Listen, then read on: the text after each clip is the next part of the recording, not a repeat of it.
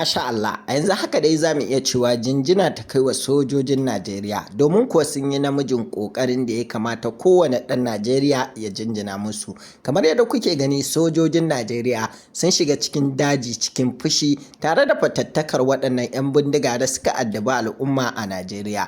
Rundunar sojin Najeriya ta ce sojojinta sun samu nasarar ceto mutum 5 da aka sace a jihar Kogi yayin da waɗanda suke yi garkuwa da su suka tsere sakamakon hare-haren da sojoji da ke aiki suka kai musu. Sannan an samu wannan nasara ne tun a 17 ga watan Yunin shekarar 2026 yayin da sojojin ke ƙara zazzafafa kai hare-hare kan maɓoyar 'yan ta'adda a cikin dazukan jihar a wani sumaman toshe hanyoyi da aka gudanar daga sansanin sojin Oshokosho zuwa hanyar Adankolo ne sojojin suka gano mutanen da aka sace bayan da maharan suka yi watsi da su suka tsere. Rahotanni na farko sun nuna cewa mutanen sun samu 'yancinsu ne bayan da sojojin suka tilasta maharan tarwatsewa sakamakon hare-haren sama da ƙasa da aka kai musu. Daga nan ne aka kwashe su zuwa wurin da ke da tsaro, sannan aka kai su cibiyar lafiya ta soji